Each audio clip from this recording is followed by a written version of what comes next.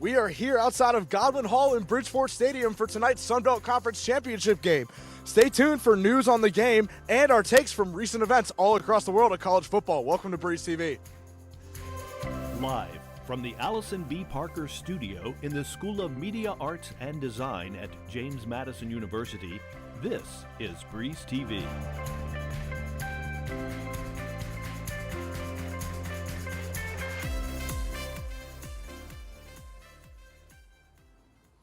Welcome to Breeze TV alongside Andrew Coliani and Eric Vogelin. My name is Ethan Dufresne. We are outside of Godwin Hall for the Sun Belt Conference Championship. News broke out last night that James Madison has reportedly agreed on a deal with former Florida head coach Billy Napier to be its next head coach. After reports of James Madison head coach Bob Chesney agreeing to a 5-year deal with UCLA, the Dukes have reportedly found its replacement in former Florida Gators head coach Billy Napier. According to ESPN's Peter Thamel, Napier has agreed to a 5-year deal to coach the Dukes. Napier was the head coach at Florida for 3.5 years after being fired 7 games into the Gators' 2025 campaign. Napier had an overall record of 22-23. This is not Napier's first stint taking the helm of a Sun Belt team. Florida hired Napier coming off of a 40-12 record at the University of Louisiana Lafayette, with 3 10-plus win seasons and back-to-back Sun Belt Conference championships in his final 2 seasons.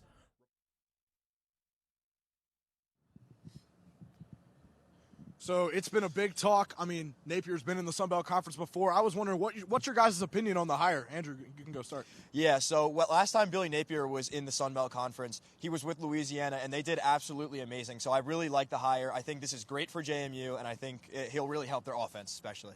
Yeah, no, totally. And I think, although I'm sad to see Chesney go, I think of the possible candidates for this position, I think Napier is one of the stronger choices. And later today, JMU and Troy will compete in the Sun Belt Championship. It may be quiet right now, but later today the stands will be packed with students, fans, and alumni when JMU plays and hosts its first ever Sun Belt Championship. It took JMU football 4 seasons to reach the championship game since joining the Sun Belt in 2022. All of that hard work will be put to the test Friday at 7 p.m.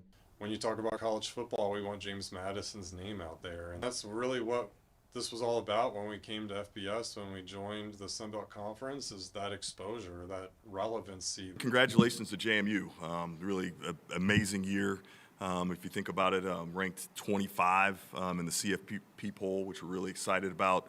Ranked 19 in the AP and the coaches poll. Unlike other conferences such as the SEC or the ACC, which have a designated neutral location for their championship game, the Sun Belt allows the team with the best record to host its championship.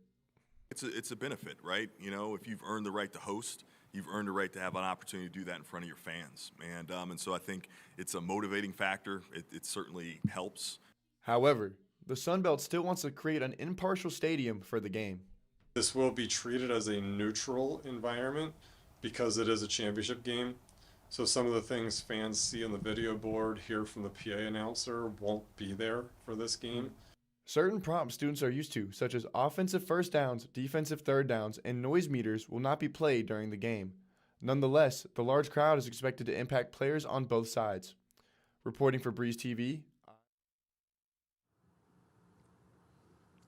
On Monday, JMU head coach Bob Chesney reportedly agreed to a 5-year deal to coach the UCLA Bruins at the conclusion of the season. Here's an in-depth breakdown of the negotiations.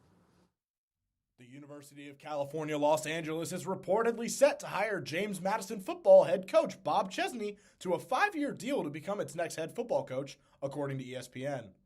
Chesney is still expected to coach the Dukes Sun Belt Conference Championship game Friday against Troy.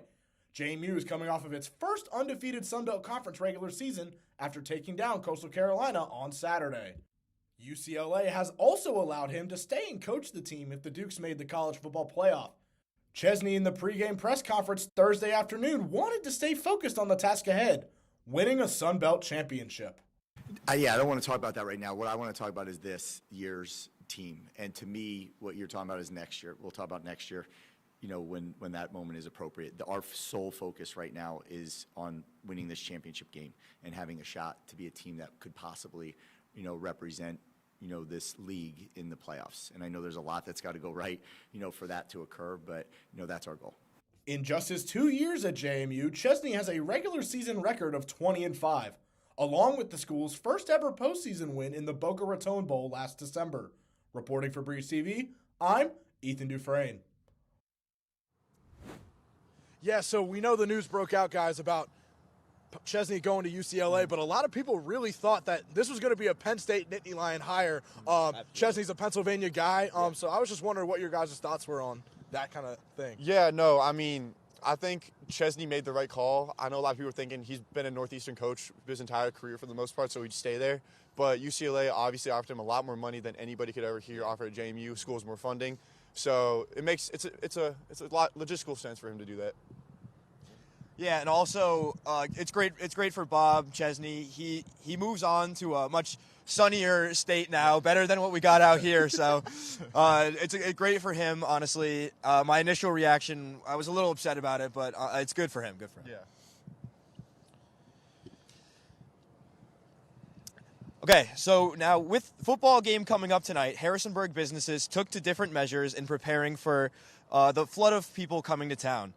Breeze TV's Madison Florzik spoke with businesses about their plans. JMU's football game against Troy calls for a quick turnaround with local Harrisonburg businesses. We're going to have the commemorative tee that just shows that it's a head-to-head between Troy and James Madison that we're bringing in. And of course, if it's an if-win situation, those preparations have already put into place. With the game being on a Friday, Ergy's Cheesesteak, a downtown bar, has a few specials on its menu. It's Friday that we decided to launch all of our winter cocktails. So every Friday for happy hour from 4 to 7, we have $3 off our signature Griffin wings. Ergy's preparation for the game has been continuous throughout the week. We're gearing up to be busy all day on Friday. It should be a good fun lunch and knock out some catering orders to the stadium for when the tailgaters can get over there. While a busy time is ahead, owners say it will be a good weekend for downtown business. Reporting for Breeze TV, I'm Madison Florzik. Yeah, so we talked a lot about Chesney and jobs revolving James Madison, but I want to branch out more into the greater college football world and talk about some standout coaching hires from a really jam-packed coaching carousel. To start out, I want to talk about Alex Golesh at Auburn, one of the most proficient Group of 5 head coaches with the University of South Florida, taking the job in Auburn, Alabama, gets a chance to play the Iron Bowl every year, SEC ball. He had one of the best offenses in Group of 5, and for a while there this season, especially early, they were talking a lot about, hey, this team might represent the American until things started to crumble at the end. But nonetheless, I mean, this is a guy, former Tennessee offensive coordinator, worked with Hendon Hooker and Jalen Hyatt with the Volunteers. And, yeah, I think this is a home run hire of the year for Auburn. And I don't see – there's a good chance the Alabama Crimson Tide might not win an Iron Bowl for a while. Yeah, I mean, Alabama struggled in the Iron Bowl this year, so that hire could really affect that. So another coach I want to talk about is Tulane head coach John Summerall leaving for Florida. Now, Tulane is in playoff push right now, which is kind of a shock that he would leave. But honestly, I think this is a great hire for Florida. Moving on from Billy Napier, JMU's new head coach, I think this is a great move for them. But honestly, I'm a bit shocked that he left the team. Yeah, and one coaching hire I want to talk about is a little more local, but James Franklin leaving Penn State to come to Virginia Tech shocked a lot of heads in both schools. Franklin signed a 5-year, $41 million contract with Virginia Tech. After he started this year with Penn State 3-3, he was fired. Now, this is a massive move by Virginia Tech, and it has a lot of effects, specifically with recruitment for new high schoolers. James Franklin and Virginia Tech have already flipped 6 4-star recruits, and now Virginia Tech has a top 20, 25 recruiting class in the nation, while Penn State has moved to almost the bottom of all the lists. Yeah. We'll see how that changes with the breaking news that Matt Campbell from Iowa State has been hired to take the helm of the Nittany Lions. So I'm really curious to see how their recruiting class gets affected over the next couple weeks. Oh, yeah. When we come back, men's basketball took down NC Central. Plus, all of us give you our thoughts on the Lane Kiffin situation at LSU. The one, the only, Bojangles Cajun Filet Biscuit. Nothing compares to our signature Cajun Spice Chicken Breast Filet on a made-from-scratch buttermilk biscuit. Bojangles Cajun Filet Biscuit is so good, we serve it all day. For a limited time, get 2 Cajun Filet Biscuits for just $5. Bojangles, it's bow time. It's bow time. Bojangles' new chicken rice bowl starts with dirty rice, topped with Cajun pintos, chicken, and cheese. How's that chicken rice bowl? It's bold from the bottom up. Get a fresh, hearty chicken rice bowl for a limited time. It's bow time. It's bow time. Introducing new Bojangles chicken wings. Try the boldly seasoned classic, sweet and smoky barbecue, or creamy buffalo for some heat. Head to Bojangles and order all 3 flavors for your next party. It's bow time.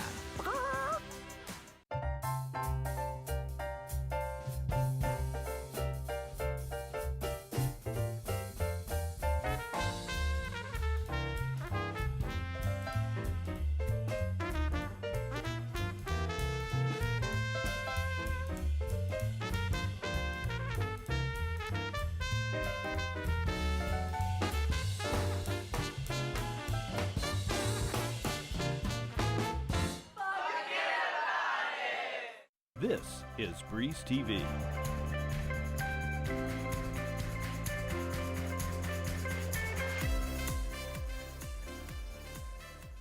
Welcome back to Breeze TV. Men's basketball played against North Carolina Central on Wednesday. Breeze TV's Kendall Matthews has the aftermath of the matchup. Men's basketball remains undefeated at home after its matchup against the NC Central Eagles. From the first tip-off, the Dukes attacked on the defensive end of the court. The final score of the game was 67-62. The Dukes jumped out to an early 11-point lead and led most of the way through the first half despite shooting 34% from the field. We kind of knew there was going to be a little different on the defensive side. You got some drop coverage, you got some hedge, ice, a lot of different things. So we just got to read it. You know, a lot of teams do it nowadays. So now we just got to read the defensive quicker and stuff like that. But we're going to learn from the film and see. But they did do a lot of different things. So I'm glad we got through that. NC Central fought back in the second half, bringing the score to a tie, but couldn't maintain the lead. Fifth-year guard Cliff Davis scored a three-pointer at the end of the second half, which put JMU up by 5 points. JMU had 18 points in the paint and shot 9 of 14 from the three-pointer. Junior forward Eddie Ricks III also had an impressive defensive night with 7 rebounds and 3 steals. But we dug in, found a way to get just enough stops to finish the game. So I love these numbers and how they equate to a win, because that means incredible growth and maturity for our team, and is going to bode well for us moving forward. The Eagles outscored the Dukes in the amount of fast break points and overall shooting percentage, but the Dukes still managed to pull out a victory, bringing its record to 6-4. It was a great test, too, because Norfolk going to come in and do the same type of defense, switch it up, full court presses, zone. So it was great just to see this tonight and see how we need to attack tomorrow practice and Friday practice. Men's basketball will host Norfolk State on Saturday, December 6th, with tip-off starting at 2 p.m. Reporting for Breeze TV, I'm Kendall Matthews.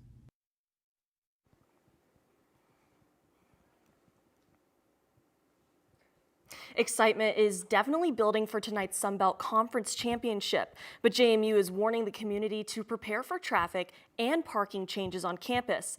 If you're staying on campus for the game or classes, only select parking decks and lots are open right now. Vehicles had to be moved out by 3 from reserved football parking lots, so if you parked your car in any of those lots today, you might want to check if your car is still there. For fans, parking opens at 4 p.m. JMU's plan is to reduce congestion on campus ahead of the 7 p.m. kickoff. Shuttles will run from Ballard Deck till 5 p.m. Also, administrative offices closed at 3 today due to the game. Olivia. Thanks, Abby. We had our first snow of the season today, just in time for the Sun Belt Championship game. Breeze TV's Madison Florzik joins us live now in the studio with our game day weather. Madison. Thanks, Olivia. It will be a chilly start to the game tonight, so be sure to bundle up. Right now, temperatures are in the low 30s, but will drop to the high 20s at kickoff. And that seems to be the temperature throughout the game with cloudy skies. It may start to get a little icy, so be careful when heading out to the stadium. That's all from me. Back to you at the desk. Thanks, Madison. The Harrisonburg-Rockingham Animal Shelter is working to clear out its kennels in anticipation for the holiday season. Plus, a downtown bakery is getting its own documentary. We have the story on what makes this local business so special. And a JMU alum turned his journey into a book. Learn more about the topics that he highlights in his work. It's bow time. It's not a menu hack anymore. Bojangles Sausage Bowberry Biscuit is officially available for a limited time. Enjoy sizzling sausage on a made-from-scratch Bowberry Biscuit because sweet and savory belong together. Get one at Bojangles today. It's bow time. It's bow time. Breakfast, lunch, or dinner, the Carolina legend can make your tailgate a winner. We're talking crispy chicken, made-from-scratch buttermilk biscuits, and all the fixins to feed your crew faster than you can say touchdown. Let Bojangles do the cooking. Order your tailgate today. It's bow time. Tailgating is a song, heard across campuses, parking lots, and open fields. They say this song can be heard elsewhere, and perhaps this is true. But it is nowhere near as bright, nowhere near as loud, nowhere near as triumphant as it is right here. Tailgating may not have been born here, but here is where tailgaters are born. What do you love about Bojangles? You got a minute? I would say their Cajun filet biscuit. I love that they just made us breakfast. I like it that the biscuits are always fresh. Oh, and their potato rounds and dirty rice. When you open up the paper and that aroma hits you. Bowberry biscuits, seasoned fries, chicken supremes, Cajun pinto, sweet tea, mashed potatoes, roasted chicken bites. Head to Bojangles for a Cajun filet biscuit. The best chicken sandwich is our Cajun filet biscuit. Bojangles, it's bow time. This is Breeze TV.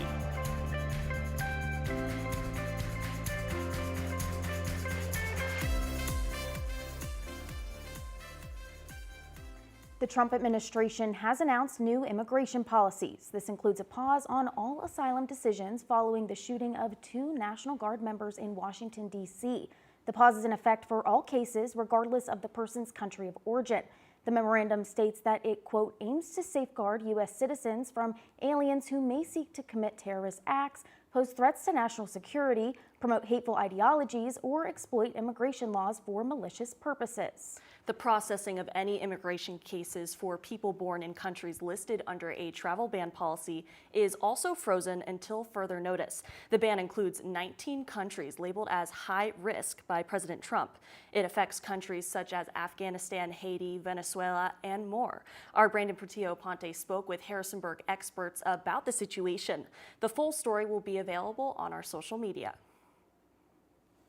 The Salvation Army's Angel Tree program has been a long-time tradition in Harrisonburg. This year, it had more than 1,200 angels on trees across the area. And this year, it received even more support than ever.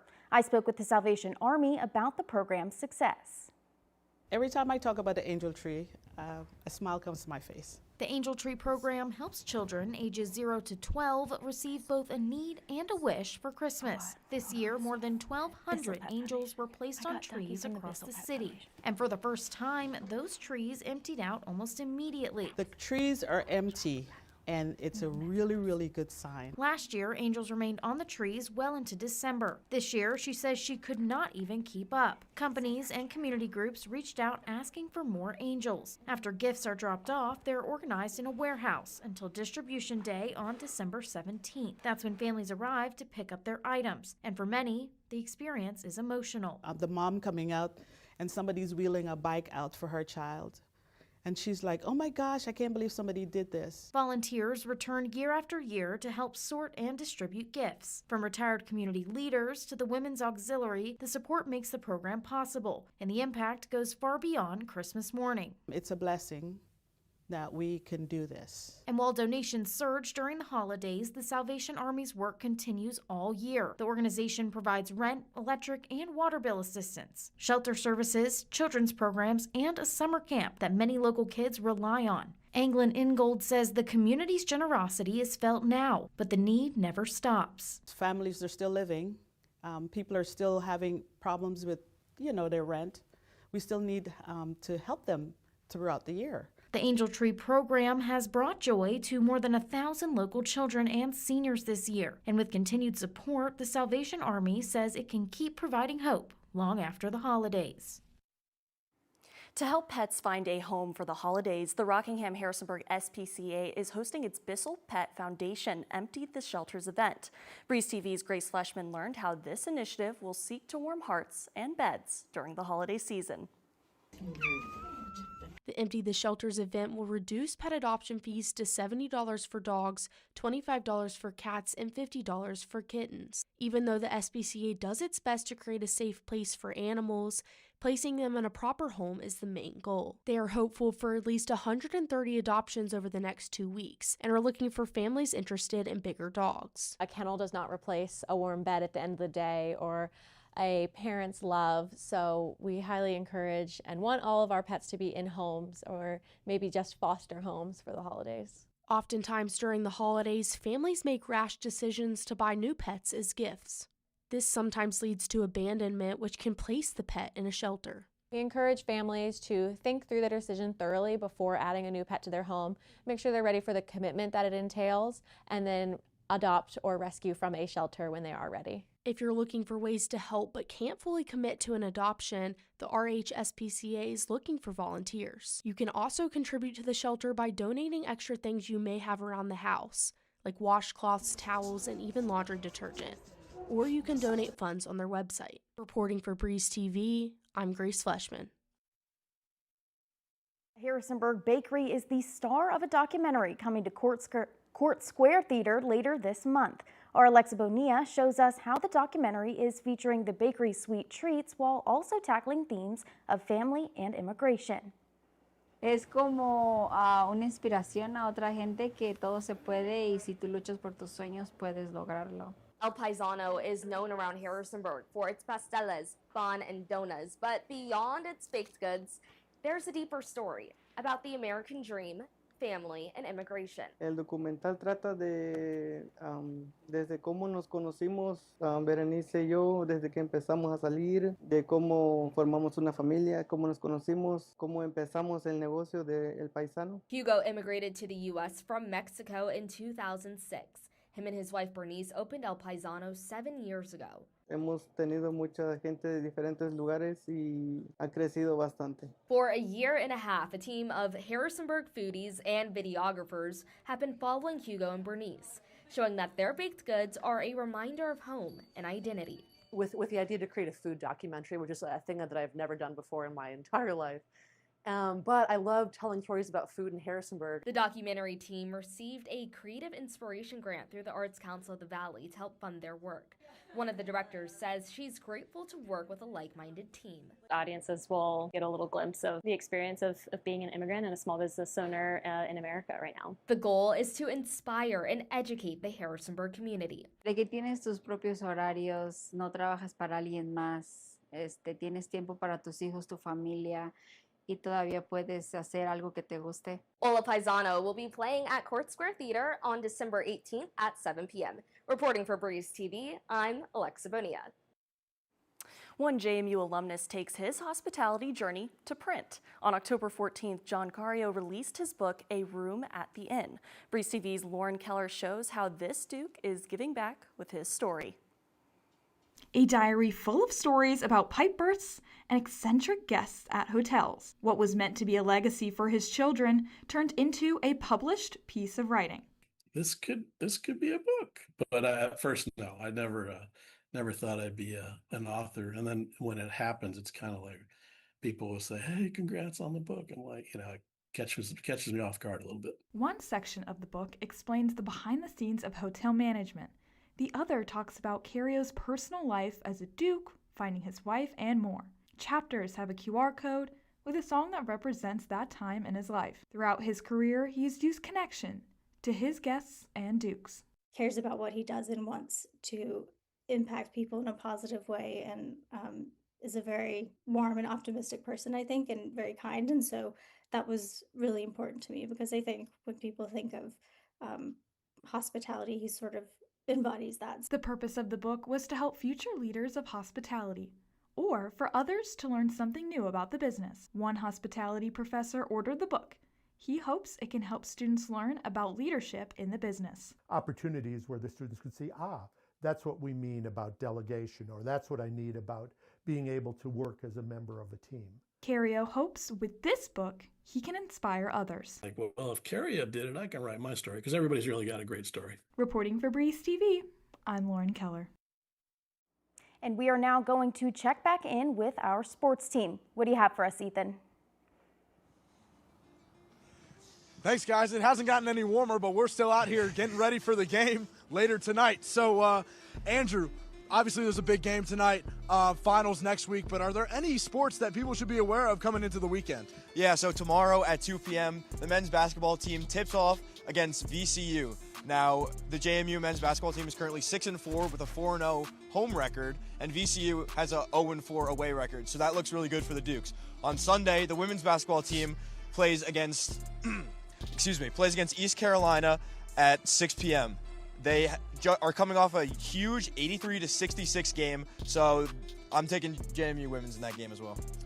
Yeah, thanks, Andrew. So one thing I wanted to talk to all of you guys about was we talked a lot about a lot of different coaches today. One that really highlights is Lane Kiffin. Yeah, so basically, so Lane Kiffin, we talked a lot about just talk about his contract with LSU and all that. So when Lane Kiffin signed with LSU, he made a statement to the press about how the players on Ole Miss wanted him to keep coaching for the college football playoffs. However, some of the players, like sophomore offensive lineman Bryce Spencer, took to X and said that everyone in the locker would disagree with that statement, showing that a lot of the players on Ole Miss didn't really agree with what Lane Kiffin was saying and that he wasn't being truthful with the press.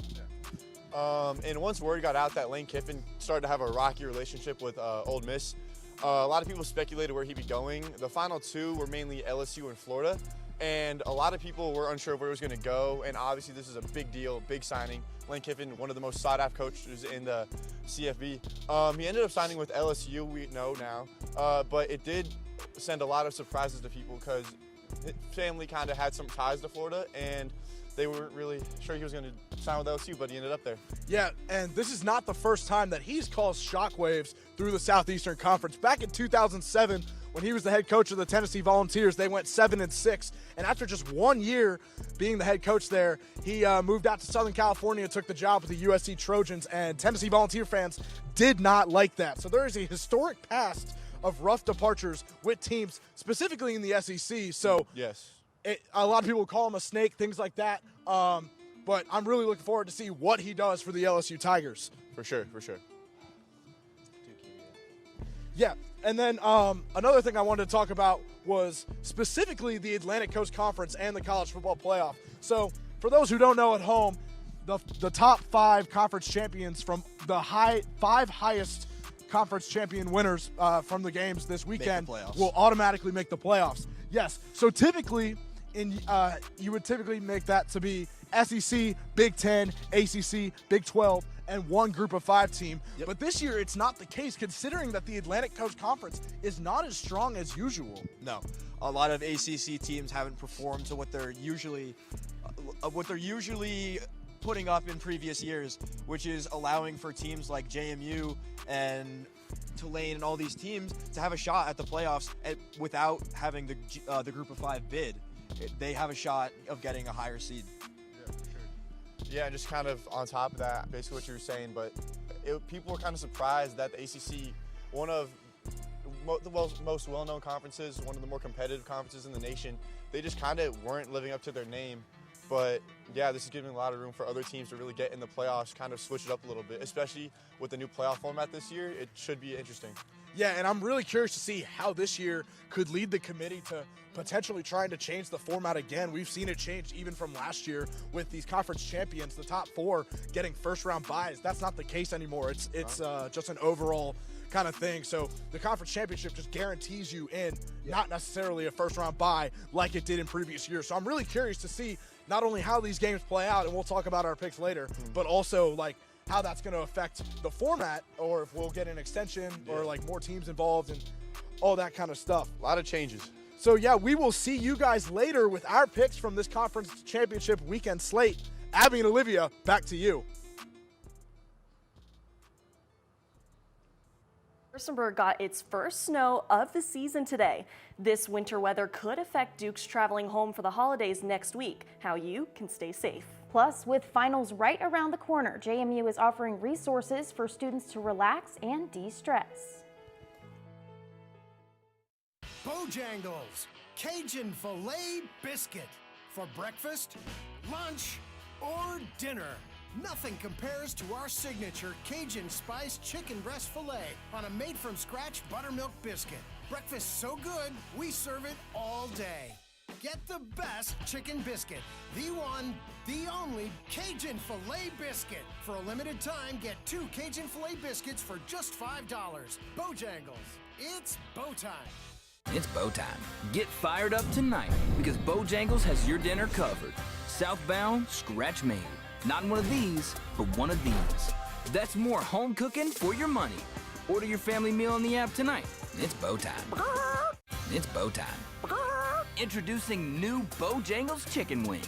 Try the boldly seasoned classic, sweet and smoky barbecue, or creamy buffalo for some heat. Head to Bojangles and order all 3 flavors for your next party. It's bow time. The one, the only Bojangles Cajun Filet Biscuit. Nothing compares to our signature Cajun Spice Chicken Breast Filet on a made-from-scratch buttermilk biscuit.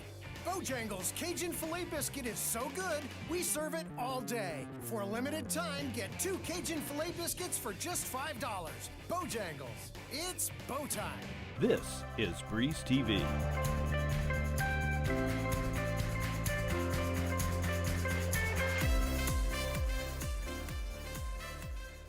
JMU brightened up the quad on Thursday with its annual tree lighting ceremony. Breeze TV's Julia Snell takes us to the heart of the celebration.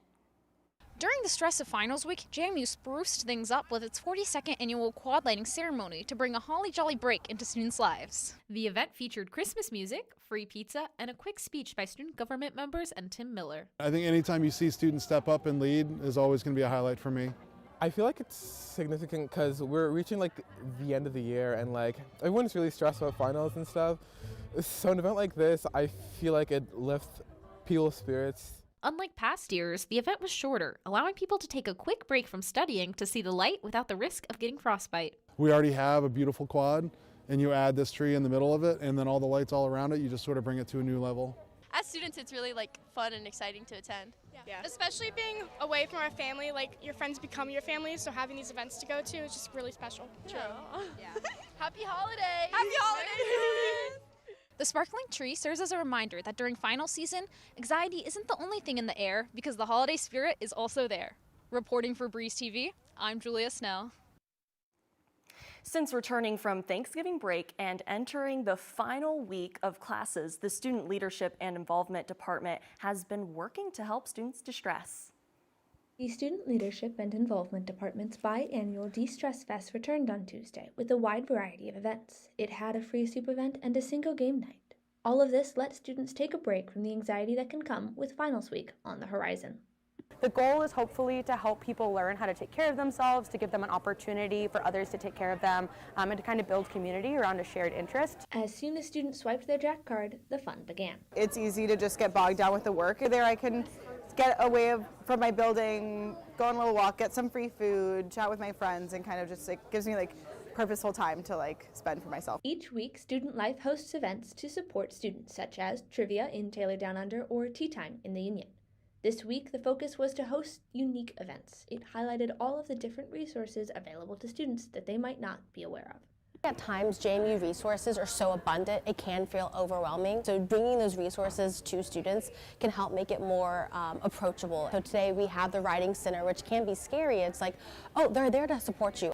Despite the week's events being over, Student Life encourages anyone struggling with stress to take time for themselves through rest and engaging with their community. For Breeze TV, I'm Grace Heberer. As students start heading home for Christmas break, it's important to be aware of the dangers of driving in inclement weather. The Virginia Department of Transportation already has preparations underway for holiday travel and offers tips on how Dukes can stay safe on the road. If you're kind of going into a situation where you're starting to feel uncomfortable behind the wheel, trust your instincts. If you have a place that you can stop, you can just kind of take a break and wait it out if possible. Shelter in place and allow the conditions to improve before you get back on the road. VDOT also recommends planning ahead and leaving early to avoid potential issues with weather conflicts. Road safety is important, especially for Dukes driving home in snowy conditions for the first time. And we had our first snow of the season today. Breeze TV's Madison Florzik is in the studio now with our weekend weather forecast. Madison. Thanks, Olivia. The snow was exciting to see this morning, and for the rest of the county, here is your weekend weather.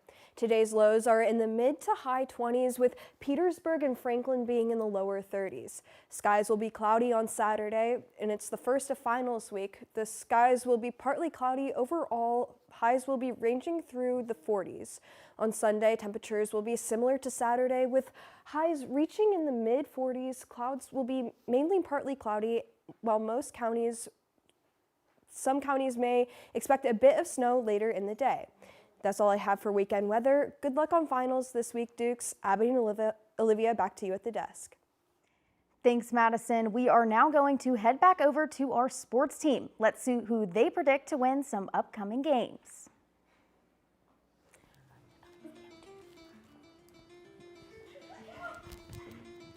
Thank you, guys. We're coming out here to wrap the show up. We got some pick-ems today. Big action-packed slate of conference championships this weekend for college football. We picked the 6 most interesting games, and we're going to tell you who we think we're going to win. So starting off, guys, we're going to start off with the Big 12. We got Texas Tech versus BYU. Yeah. Eric, who you got? We got Texas Tech, BYU. These are both 2 strong contenders. However, I'm going to go with Texas Tech. They're rolling right now. They're on a 5-game win streak going into this game. I think both these teams are good, but I think this Texas Tech will have the upper hand in this one. Yeah, I'm also going to agree with you there, Eric, on Texas Tech. Just going off their most recent game against BYU, where Texas Tech won 29-7, I think that should just show who's going to come out with this one. Yeah, I'm also going with the Red Raiders. They just signed their head coach to a contract extension, so we could see a dynasty brewing in the Big 12 Conference. All right, guys, next we're going to talk about the SEC, Georgia, Alabama. This is a big rivalry. Eric, who you got? Yeah, no, SEC is one of, if not the most competitive conferences in college football. This is a huge game, and although on paper Georgia is better, I'm going to have to go with Alabama. Alabama, historically, these past few matchups against Georgia has been beating them and has been a little bit stronger each time. And even though they're not favored, I sense an upset brewing. Yeah, so even though that Alabama has kind of owned Georgia a little bit in the more recent years of this, since Kirby Smart has left Alabama, Alabama is 7-1 against Georgia. I still think that this year, Alabama in the last 4 FBS games hasn't really been too strong. They haven't been able to put up 30 or more points in the last 4 FBS games, which is why I think Georgia's going to be able to easily take over this game. Yeah, Andrew, the one thing you forgot to mention about that one loss with Kirby Smart to Alabama is that was this year. He's not losing twice in the same year. Give me the Georgia Bulldogs. Who's that coming down the track? Next up, we got the Big Ten, who arguably number 1, number 2 teams in the country. Whoever wins this game, very well, their quarterback could be coming home with the Heisman Trophy. Eric, who do you got winning in Indianapolis? Yeah, so I'm going to take Ohio State in this matchup. Obviously, this is one of the strongest matchups of the year, Ohio State, Indiana. But I don't know. I think Ohio State defending champions, you don't really ever root against the defending champions, especially when you feel a dynasty brewing. I think they just have a great coaching program, great offensive weapons. There's something brewing there for sure. It's strong. You know, it's not so often that you get 2 12-0 teams going against each other in such a big match like this. I'm going to take a bit of a controversial pick here and go Indiana because of one man. Curt Cignetti is the best coach in college football right now. Indiana has the 2nd highest scoring offense. If quarterback Fernando Mendoza for Indiana can control this game, I really think Indiana's got a good shot here. 3-headed dragon that you got to worry about going into this game. Julian Sayin, Carnell Tate, Jeremiah Smith. Give me the Buckeyes. Next up, we're going to talk about the American, the first group of 5 championship on our slate. Tulane versus North Texas. Both of these teams have proven time again that they can win good, close football games. Who's coming out in New Orleans? This is what I'm really interested in because I think it's going to be a close matchup. Tulane, UNT. Tulane's 10-2, and to me, they've been just a little bit stronger throughout the season, a little more well-rounded. I'm going to have to give Tulane the edge on this one. I think it's going to be a close game, like I said, but I think they're going to just squeak it out at the end. Yeah, Tulane and UNT, 2 really good teams. 2 teams who are also fighting for a playoff spot. I really think that UNT is going to come out with this one. I think that they are the highest scoring offense in the entire country. I think their offense is just electric. I think they're going to put up a good game tonight. Yeah, and they're the highest scoring offense because of quarterback Drew Messemaker. That kid can throw one of the best balls I've ever seen this season in college football. Give me the North Texas Mean Green. Going up next, we will talk about the ACC. So like we mentioned earlier, a lot of playoff implications in this game for JMU as well. If the Duke Blue Devils do win down in Charlotte, who do you got, Eric? So I have Duke against UVA. This is for many reasons. Obviously, I want Duke to win in order for JMU to make the playoffs. That is needed for JMU to make the playoffs. But also, UVA, they've had some good games against Florida State and other competitors, but to me, they never seem to be the strongest competitor all year. I think they're kind of on shaky ground, and I think Duke a little consistent coming into this one. I think they'll be able to win it. Yeah, so Duke has 5 losses, but despite those 5 losses, I really think that they've been on such a hot streak recently. I think they're coming into this game with something to prove, and I really think that that is going to allow the Blue Devils to really elevate themselves and be able to take on such a tough opponent in UVA. Yeah, and then part of that too is there's a lot of good teams in the ACC that, because of their conference rules, didn't make the championship. You have Louisville, you got Miami, things like that. I don't think Duke's going to be able to get over the hump. UVA, Tony Elliott, I believe, winning ACC Coach of the Year. There's just too much firepower on that Virginia Cavalier team. Give me the Cavaliers. Yep. And then lastly, to end it, Bridgeport Stadium going to be packed tonight at 7 o'clock. JMU versus Troy. Yep. Who do you guys have winning the Sun Belt? Ethan, you already know I'm taking the Dukes to win this one. Sun Belt champions, I got them. JMU, 10-game winning streak. They have not stopped since losing that game to Louisville. I don't see a world in where they don't win this game. Yep. And JMU is favored in this game by 23.5 points. If that doesn't say how dominant JMU should destroy Troy, I think it just shows the Dukes are going to totally take over this game. Give me JMU. Listen, this is a top 5 defense. There was a good streak of the year where opposing offenses against this Dukes defense did not go over 300 yards. Multiple second-half shutout games in a row. Give me the Dukes on this one. Thank you guys for tuning in. Enjoy the game tonight. Good luck on finals. Enjoy your winter break. We will see you in the spring semester here on Breeze TV. Have a good night.